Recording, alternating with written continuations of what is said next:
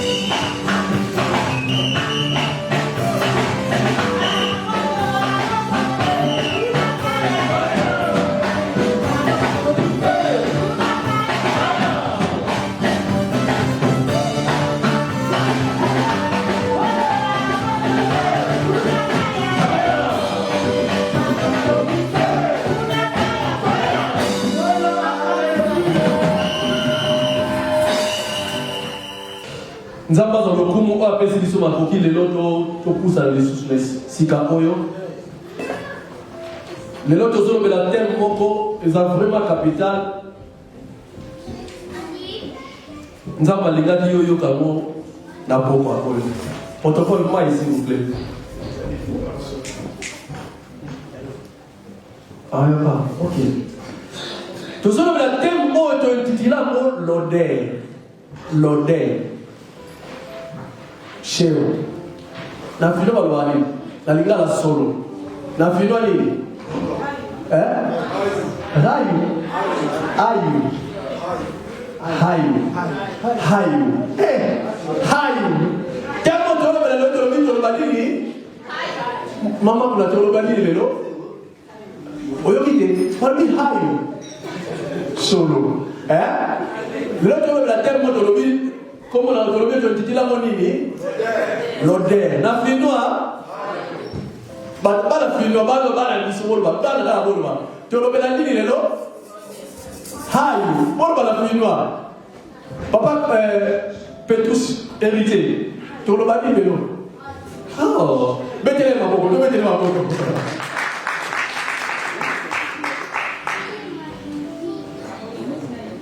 Pour la Bible, la mission dans 2 Corinthiens, chapitre 2, verset 14. Maman Likambo, la mission évalue dans 2 Corinthiens, chapitre 2, verset 14.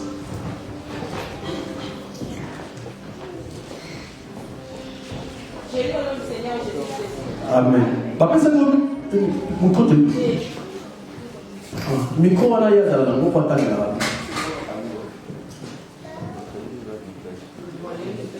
la ligne ne connaît pas ça, le coup dans le Bazami, tellement.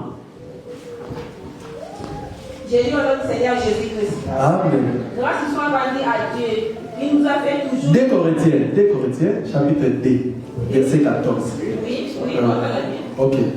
Grâce soit rendue à Dieu, qui nous a fait toujours triompher en Christ et qui répand par nous en tout lieu l'odeur de sa connaissance. Alléluia. Bethlehem sur ma boue, ma casse. Sur le bien, nous sommes la terre pour te intituler l'odeur solo.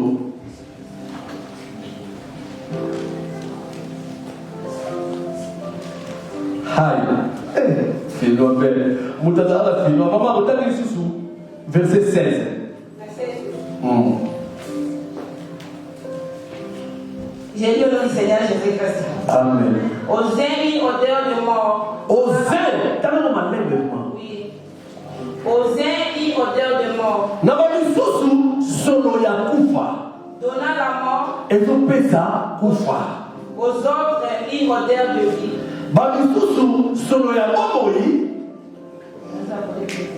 Donna la vie et qui est suffisant pour ces choses. N'abali sousou solo ya omoi. Et vous pesa omoi.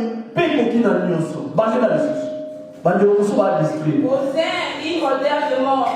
N'abali sousou solo ya kufa.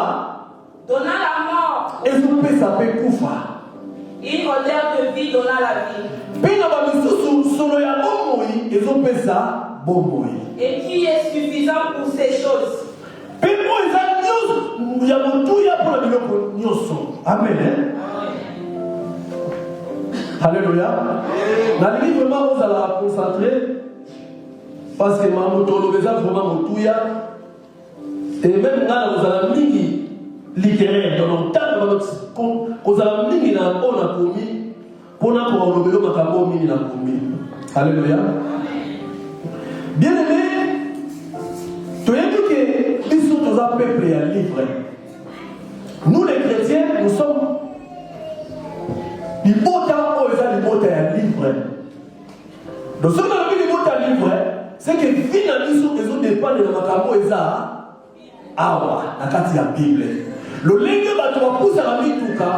Quand la route n'est pas là, ligne de conduite de bango. Le lingue peut nous sur la chrétien, macabo, nous sommes établis sur les awapi. Awa. Donc, ceux qui vont discipliner l'issue, ceux qui vont punir l'issue, ceux qui vont bénéficier, nous sommes que valina livre au babébi Bible. Yango eza mawa mingi na ba chrétien oyo baza ba chrétien ba vivaka mingi na ba adage. Il y a beaucoup de chrétiens ba vivaka na ba adage. On les a se référer na Bible. Et comment les gens ont les chrétiens belé, on a un bino, makambo so comment la Bible, mais sur la Bible est en retard. Monoko na ngai sengeli le bara le lobo ezali le baya. Et tant les chrétiens ni surtout pour Yesu moko ba kotala la satana beba. Ba so ça échange de satana. Yesu ndo ba il est que satana ba ndo il est que satana ba ndo ma Yesu ma komi, Yesu ba ndo na ma komi. Il y a même des chrétiens, nous sommes en train de se référer à la Bible. Si on est dans 2 Corinthiens chapitre 2 verset 16, Banobi, solo ya kufa, kati batu mususu ezopesa kufa, pe solo ya bomoi, na batu mususu ezopesa bomoi. Solo. Oyebi ke solo, eza ke mobali apusa na pembeni ya mwasi. Et solo pe ki musala mobali. On remarque ce qui monte dans solo mabe, même banditi ba koma kolanda ye. Même monte dans la pembeni ya mutu wana ke abo so ayoki solo abo éviter ye. Pas de pesa solo ya mabe. Ya go remarquer même une moitié sur la sokoli, azala besoin pa kola futa, entièrement parfait pour apparaître malamu na miso ya bato. So solo nini ngala pesaka. Est-ce que solo ya bomo ebe solo ya kufa? Solo nini ngana pesaka? Oyebi na bomo ya batu, to na bomo ya biso, Satan abanga mbongo te, abanga litoko te, abanga makasi te, mais loko Satan abanga na vie ya chrétien c'est la connaissance. Si vous chrétien essayez de vous dans la connaissance vous absolue, pour beaucoup ma baba ils a Satan. Mais ceux qui osent la ignorance, osent la connaissance, il y a une Bible, mon peuple périt, il faut t'aider. Moutou a zali moyebi a okufa. Oyebi, moi par exemple, moi ya mokonzi. Tobiso to koli na tanga zayi. Bana mobutu banaki, donc akoya zi akena yo, akoya otambala mwasi na yo. Afi mwasi na yo, akena ye même une semaine, mutako discuter ça te. Po bazaki bana bakonzi. Toyebi même na France, mwana moka mobutu, abomaka soki ku directeur ya banque, masala prison te. Po bazaki mwana ya mokonzi. So lelo bato ebele baza bana ya roi, mais bazo kufa lokola bato normal po bazangi boyebi. Yango sengeli chrétien azala vraiment na connaissance, pour connaissance de salarié, alors pour bénéficier au mieux c'est ça va droit là.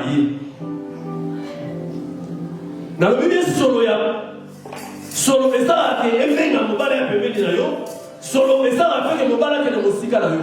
Mobala na zolo la plus na angle spirituel. Donc c'est Jésus-Christ, notre Dieu. Ce que nous faisons solo ya malamu na misu ya Nzambe, et comme ça que Nzambe pas poussa na pembeni na yo. Ce qu'on fait sur le mabe, et vous savez, Dieu passe la musique à la vie. Alléluia. Solo, et ça influence à Kamubali. Total, dans le livre, il y a 2 rois, chapitre 5, verset 1. 2 rois, chapitre 5, verset 1. Bon, t'as vu la vision, qu'on a tourné l'histoire, il y a des moments qu'on a comme il y a Naman. 2 Rois chapitre 5, verset 1. J'ai lu au nom du Seigneur Jésus-Christ. Amen. Naaman, chef de l'armée du roi de Syrie, jouissait de la faveur de son maître et d'une grande considération, car c'était par lui que l'Éternel avait délivré le Syrien. Mais cet homme, fort et voyant héros, lépré. Bandela, qui n'a pas l'air de pour la vie pour la car? Qui n'a pas l'air? Comprendre la française.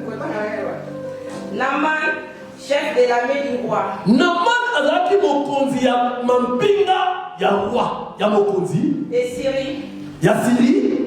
Jouissait de la faveur de son maître. Abandaki ko sepela na ngolu abandaki ko zwa pembeni ya mokonzi na ye.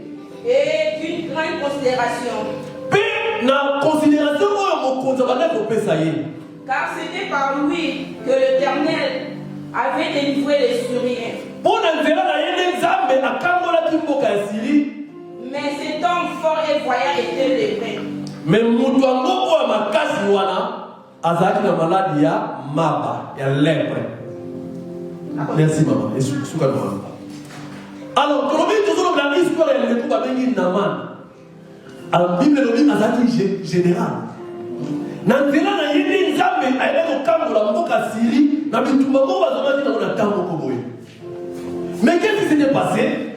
Cette personne-là, Naman, malgré sa général, malgré qu'il influence au roi Pesa qui est, mais elle a trouvé la maladie à lèpre.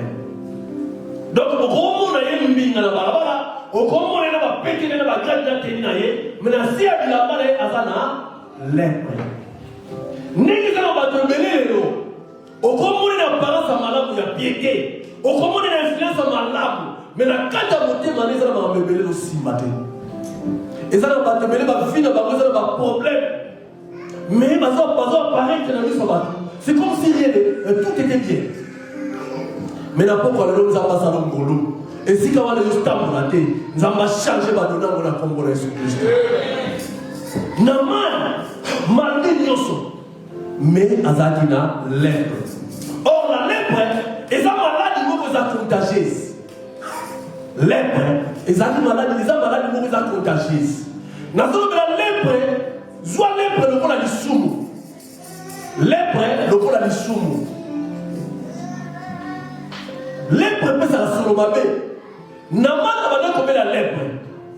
Et lèpre est une maladie contagieuse. Dans Israël, ceux qui ont vu lèpre, il ne faut pas utiliser les mains mboka. Nyoso ya Osimba, ezala Sani, ezala Elamba, ezala Lutu, ezala Dra, nyoso ya Ozalango, ezali considéré comme la impie. Faut que les libata ya mboka. Bien aimé, les péchés peuvent être contagieux. Tala na pembeni na yo nani otambola kana ina no kuviva kana ina no kutwaka. Vida etambola ndene. Faites attention avec les gens qui otambola na bango ko bazala vie ya masumu. Pour ba contaminer yo. Tout le monde va se belé à ma bala. Moi ça libala les akina kimia. Mais du fait que les kama mana moi ça bala abo bala te célibataire. Comment on peut se gamba conseil mabe si ka loye pas ba libala la namu ngara.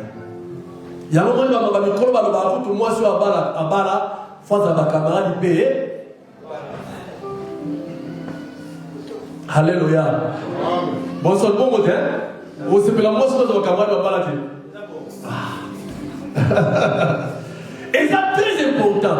Et ça va se maman sous à la moralité, mais circonstance à venir ça la moralité à la sage.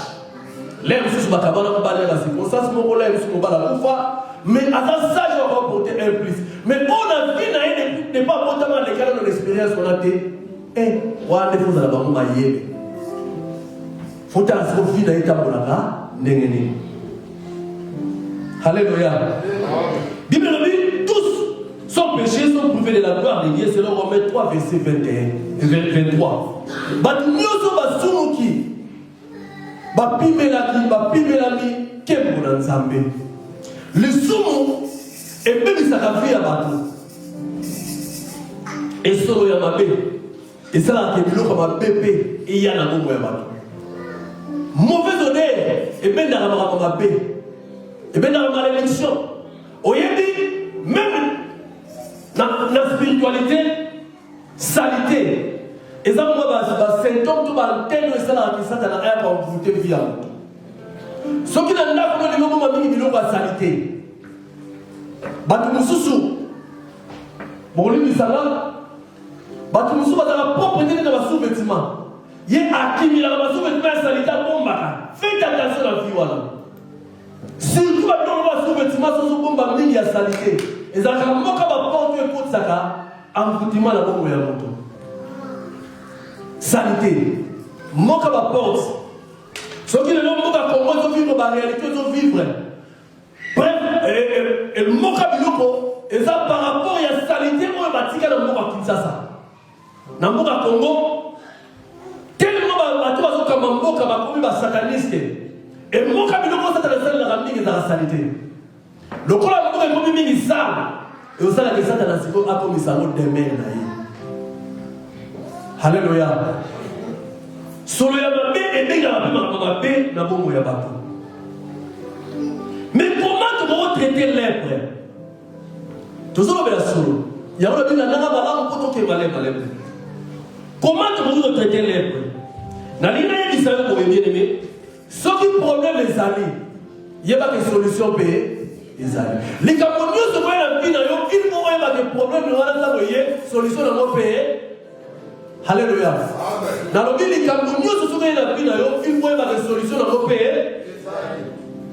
Dans l'Ancienne Alliance, dans l'Ancien Testament, la Bible dit que Nzambe, tellement qu'il y a dans Israël, dans le cas d'Israël, lèpre moya, Nzambe avec comme ça peut dans le fait que c'est là qui prend la solution ya lèpre.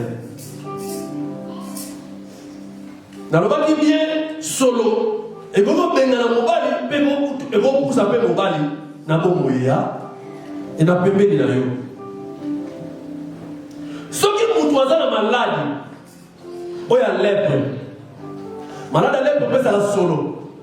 Ogo pompa go parfait ndenge nyoso aussi matin minute muke e ko dominer la noso sur la parfait ce qui vous dans la vie à masumu ali ko tika vie à masumu te ata l'église c'est que oh malgré les peu to langa taka mina zo tuna biwana moi certification ne va dans la vie na ye ya on a le parfait et ko va dominer l'impiété. Alléluia. Et donc, comme on peut, c'est que les gens qui traiter malade aux obés là, on a lèpre. Et c'est que les gens qui traiter masumu aux alentours, violer masumu. Et donc, pour la source, c'est un problème d'ailleurs. Il faut traiter à mon niveau pour des parfums. Et ça se fait et va dans la soumu. Il y a bien un bon d'ailleurs. Alléluia.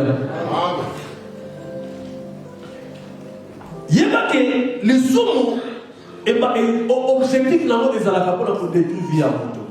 Les péchés, les soumous, pour cet objectif, il y a des soumous, et ça va détruire vie à l'autre. C'est l'œuvre du diable. Pour ça, le diable a détruit vie à l'autre. Il y a un asala qui est tout à soumou, pour l'enterrer à soumou, il y a un côté à détruire vie à l'autre. Tant que vous avez côté à la carte, cet espace sur le côté à côté, mini, mais si madame, tu as ma décision. Scientifiquement parlant, lèpre est détruire le côté sensible à moto. Malade à lèpre, malade à maba. Babé on a les gars à maba, la fille nous a dit. La fille nous a lèpre. On est pas passé, ouais. Malade à lèpre, ça malade moko, son mutazu à l'eau, et ben le cas t'as un ya. Au moins le toit est liama. Et aussi ça le toit est sili. Zolo bado liama tie lowe misape mi jama boko e bado liama misape sinema kono malade lepo misala wa bwana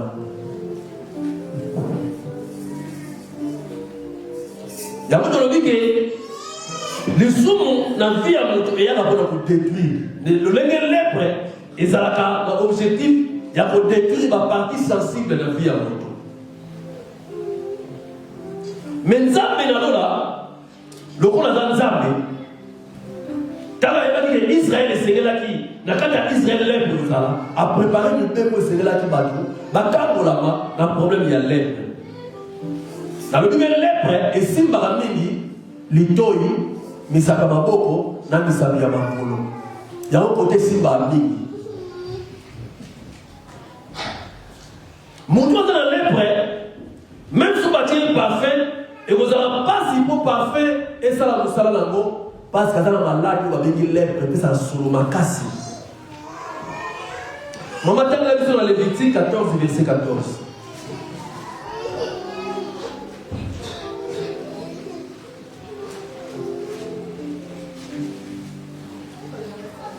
Lévitique 14, verset 14.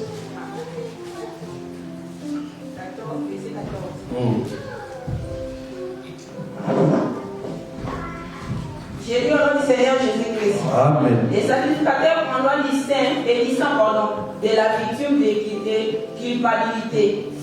Basali na Nzambe, basakoli to banganga Nzambe, baokamata makila ya moto yo azana problème wana. Il en mettra sur les lobes de l'oreille droite. Bakozwango bakocha na litoi ya droite, litoi ya côté. Na lobi ya côté nini? Na côté nini? Balobi gauche que balobi droite. De celui qui s'est purifié. Ya mutu oyo apetolami sur le pouce de sa main droite. Pe na musapi ya loboko ya droite. Na musapi ya loboko ya et sur les beaux orteils de son pied droit. Pe na musapi oyo munene ya lokolo ya balobeli kote nini? Litoi ya droite, musapi ya droite, pe musapi ya munene ya lokolo ya droite. Alléluia. Amen. Ça continue. 14, verset 14. Dans le bâtiment bien, lèpre et simbaka, kaka, litoi, misapi ya makolo, na misapi ya maboko. Enzambe, l'air ayo pesa de deux comprendre au camp de la voiture, au pétro la bâtiment bâtiment la pomme en lèpre. Nzamba no liboye. Na tamu mutazobela maladi ya lepre esengeli bakamata makila na mafuta bakwende mutu wana na litoi ya droite, bakwende ye na musapi ya loboko ya droite, bakwende ye na musapi ya lokolo ya droite. Eloko na simama makasi na kati awa eza côté droite. Pourquoi Nzamba poni eli droite? Nous avons montré dans deux parties, dans la gauche et la droite. Pour nous avons divisé. Mais nous avons pris la droite. Pourquoi nous avons pris droite? Alléluia. Nous avons mis côté droite parce que côté droite, c'est dans les forces. Côté gauche, c'est la faiblesse. Côté droite, il y a un côté force. Dans Psaume chapitre 20, verset 6 à 7, Psaume 20, 6 à 7.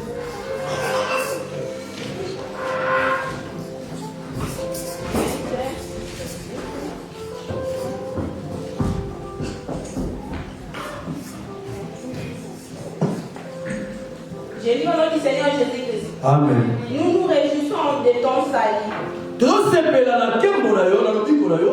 Nous lèverons l'Éternel, l'étendard au nom de notre Dieu. Continuez. L'Éternel exaucera tous tes voies. C'est ça. Toutes tes voies, c'est ça. Levez pas. Tout est fait. 7, verset 7. 7, ok. Je sais déjà que l'Éternel sort son moyen. Déjà que Nzambe akokandola opakola minaye. Il exaucera de cieux. Pe akoyalola uta likolo. De sa sainte demeure. Uta kiti na ya bokonzi wana ya ule. Par les secours puissants de sa droite. Na lisungi ya makazi ya loboko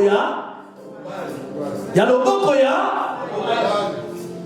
tolandi malamu la Bible nous dit awa tika totangi ke Nzambe akosikola to akokangola mosikola mopakola na ye na nguya na lisungi na nguya ya loboko ya mobali.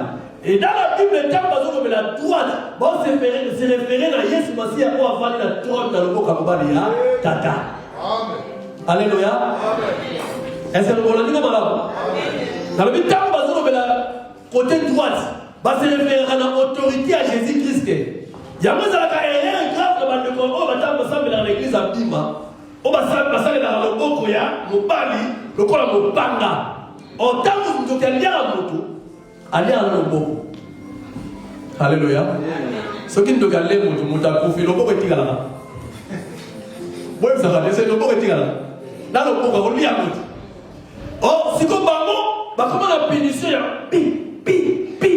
Mais l'ombo que ça est l'hôtel. Bible l'ombo autorité à mon corps dans l'ombo qu'il y a au bal. Tant que Bible se référer à Yesu Masiya pour avoir un trône dans l'ombo qu'il y a au bal tata. Donc, c'est qu'il y a une puissance qui a comme la Yesu, né, ils sont aux lobby qu'on a besoin. Alléluia. Et nous avons besoin de lobby. Et c'est qu'il y a un moto, il y a la première lèpre. Tant que vous allez dire, va purifier dans ma lèpre, passe aller dans côté droite. Babani na lito ya droite, bakamati musabi ya loko ya droite, na musabi ya loko ya droite.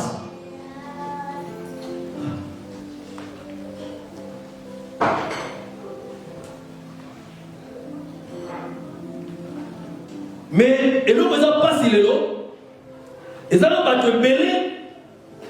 Bah si va vous mettre la vie chrétienne, mais bah ça les va vous la vie matin. Bah te belé la vie chrétienne, à ça vous mettre ça va vous les belé, mais va comment le la libata. Au moins les libata faut voir que les mailles dans tout de côté à terre. Soit Dieu le bout, moi il so. Yami ba tu va comment difficile à nous déclarer un message de bénédiction pour la yémoé la photo. Bakosambela bakosaba déclaration bato bazoya sima na kati ya église bazokongola bazokende liboso bazomona baefe ya malamu na vie chrétienne bakotisa mais ye atikala rabi ne change pas azalaka wana donc de mwana bato bakomaka très dangereux l'église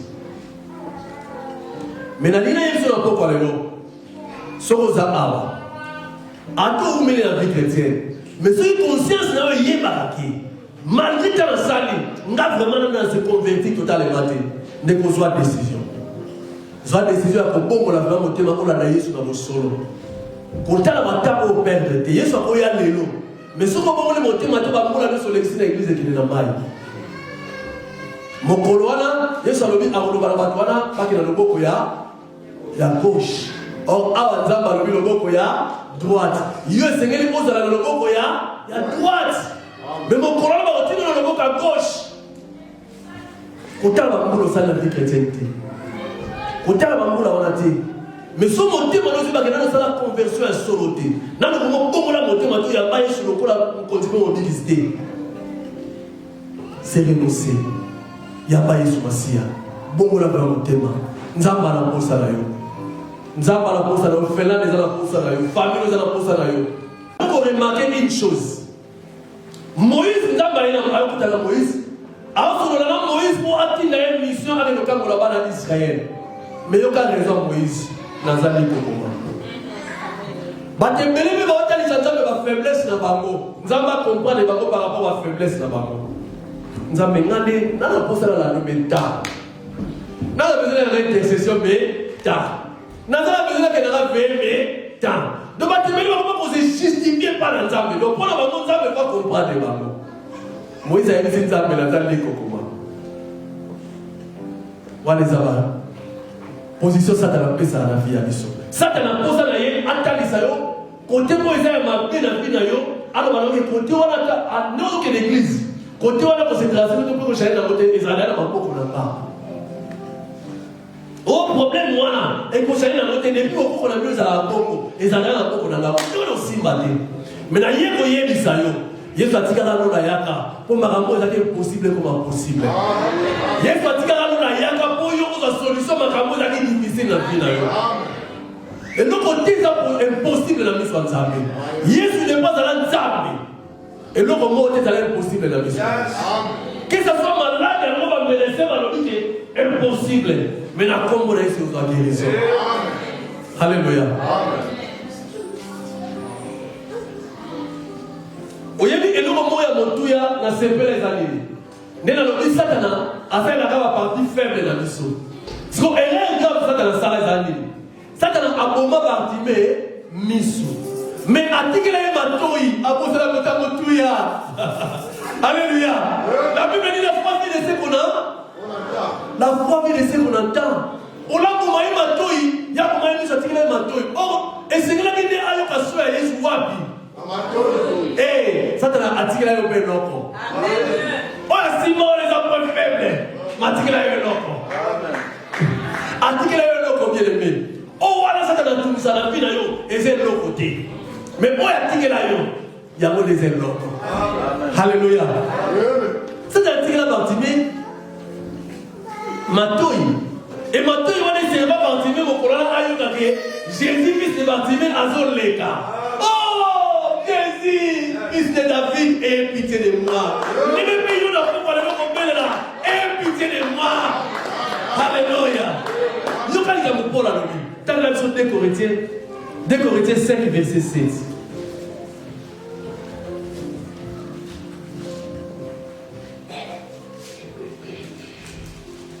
Corinthiens 5, verset 7.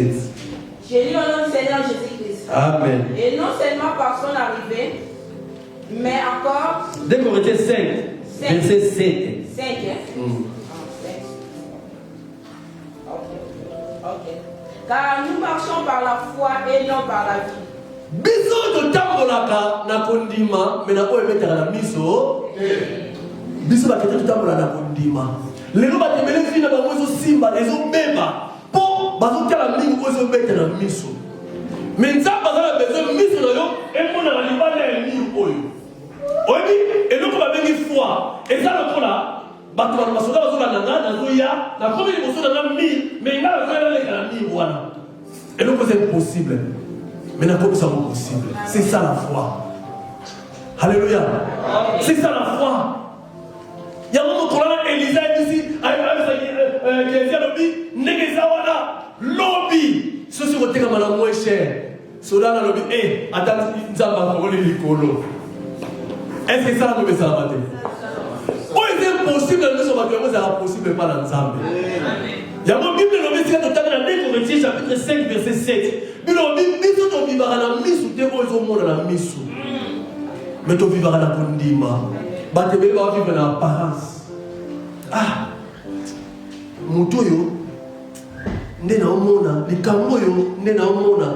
Eh, yo zo mona menzamba zo mona ngo. Nene nini? Alléluia. Mona no mona nzamba mona ka.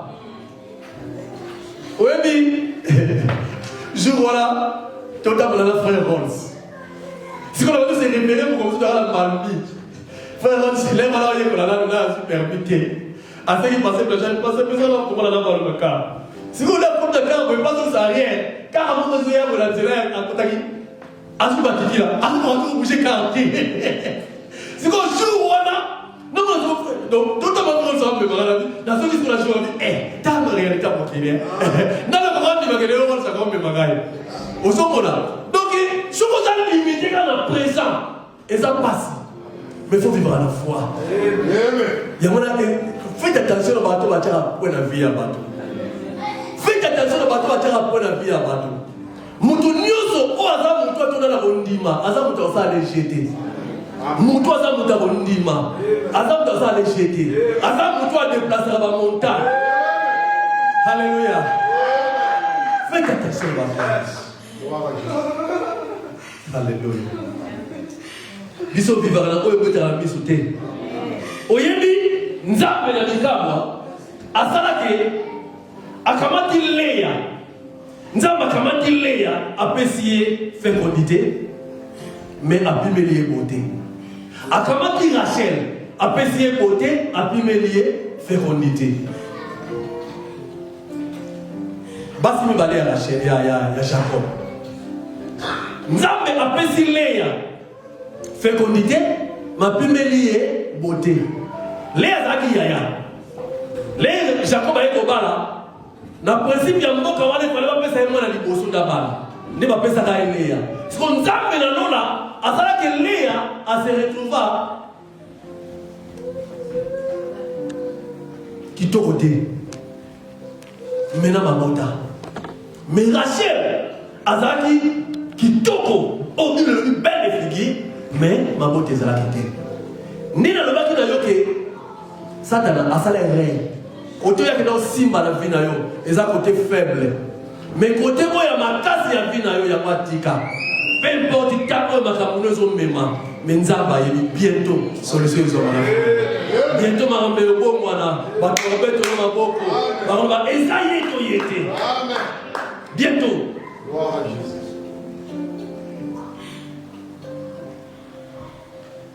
Oyebi ezala ba mususu à cause de faible la mathématique mais à fort la géographie ezala ba mususu même na biso basala Nzambe au moins mutu wana azama kasi na ba miracle na ba démonstration na onction vraiment donc côté wana domaine na yé le côté ya matéa faible ezala ba mususu qui fort na matéa mais ceux comme côté ba démonstration yé côté na za domaine na yé donc Nzambe apesa mutu na ndambu na yé amen mais elikolo ba te oyo Il y a un côté faible. Oh, il y a un côté fort. Alléluia. Côté où on a la faiblesse, la vie dans tellement ce côté voilà. Il y a un zamba c'est là tellement pour y pas pour ça là, pour t'avoir la ligne Alléluia. Bola manzambe. Ezake batu ba yeba. Pour ça, pe makambo ya domisi pour la bango. Et là on voit ya malamu na pa Yesu. Yesu alandaka biso sika to uta. Batu ba ojije ngana ndena za. Batu ba ojije ngana masumu. Oh wana. Menzambe akoya kokamata ngana viwa na kawa mabewana akamati na belinga bakamusa mukili. Amen.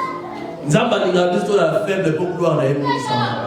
Nzamba ninga biso zanga kote kembo na yemo sama. Meyuka. Esika tolotangi mama ni kabisa tolobeli ode. Tolobi ki lepre. Ebe misaka misabi. Ya makolore maboko na matoi na litoi.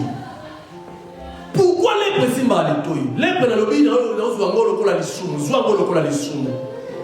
Lisumu eza ke mutu akoma insensible ya koyoka nzambe. Bate bele tellement masumu va na bongo na bango, au moins na bakoma plus. Pousser na makambo zo bata bango na motema na place ya koyoka ndeko nzamba lobi. Tika Saint-Esprit ta sa vie na yo. Zala mingi pencher na mo Bible lobi. Tika na vie na yo, tika na makambo yo yebi ba connaissance na yo wana. Mais vanda na Bible lobi na vie.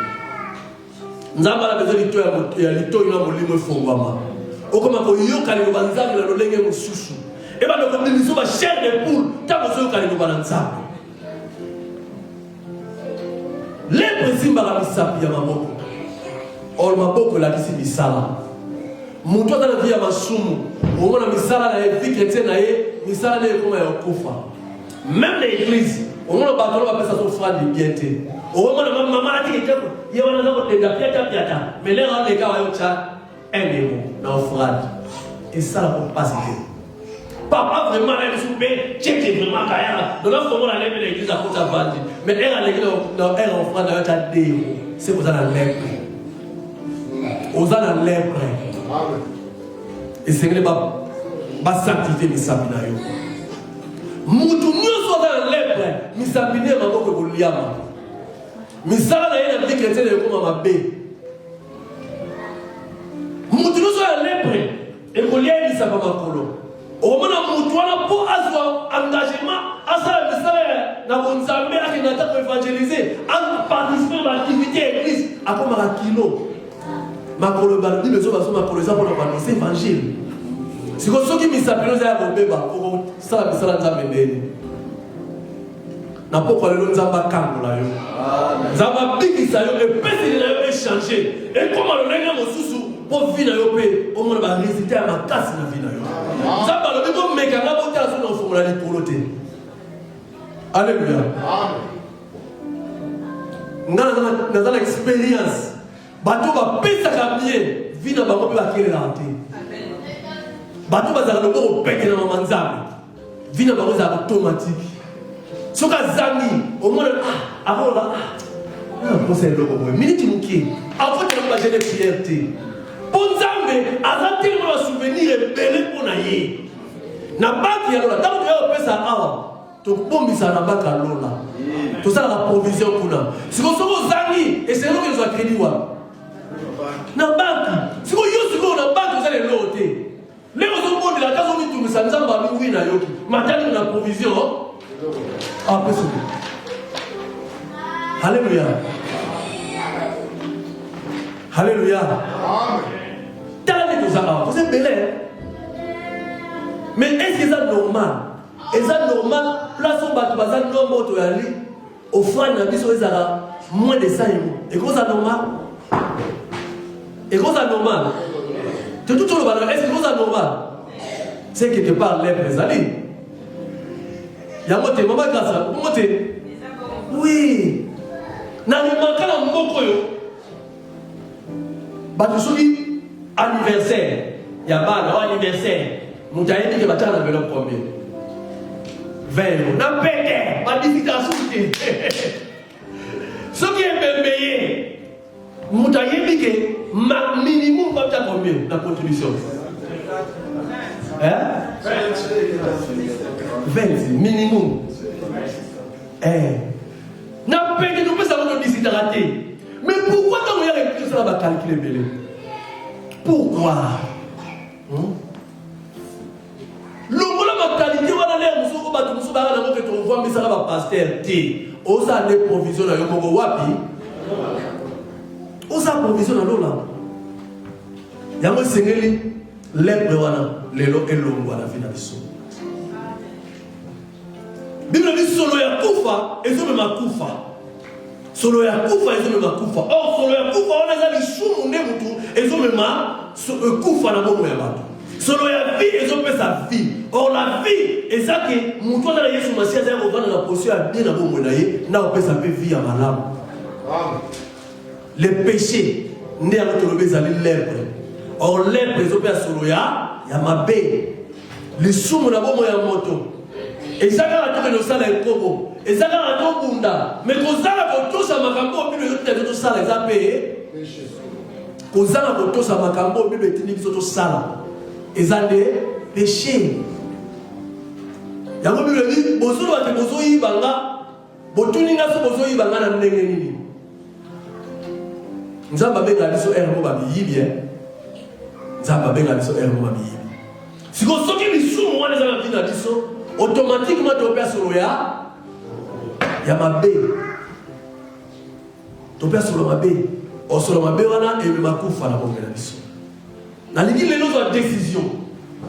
Autre décision que Nzambe na koto sa o nyo sitali no bala. Na kolanda yo le Bible lobi. Na kosa effort na meko la no bala yo. Pote na sepe sa motema na yo. Nzamba benga la l'homme selon mon cœur. Nalingi Nzambe lelo abenga akoma kobenga yo l'homme selon mon cœur. Donc Nzambe amona makambuli na vie na yo. Alléluia. Solo ya mabekene ekende. Solo ya bomo ya vie ya modela ta bomo na yo. Tele mesike zo mieux.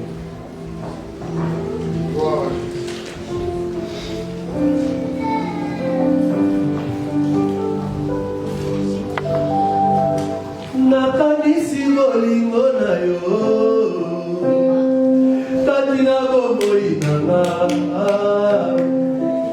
Niningana salela kiyo Bolelo maina tutatolo Niningana pesa kiyo Bolelo ngana zala na bomoy Bobele ngoluna yo papa Bebolingo na ya Yeswe Baoyo basili kukufanza pe Ngaina leki bango na nini Baoyo bazali na bopitalo Ana leki bango na nini Soki lelo na zana libete Ezali misala na ngaiteo Bobele ngolu na yo papa ngai Bebolingo na ya Yeswe Oh kumisama Nekolama Yone papa nanga kumisama Nekolama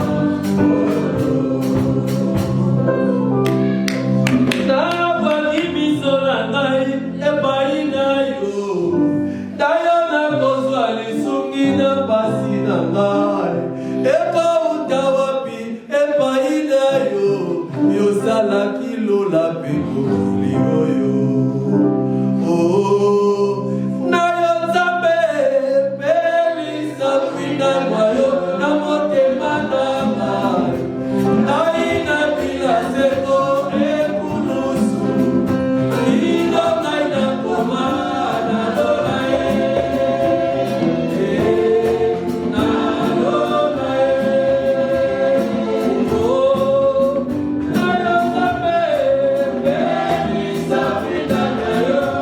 Thank you.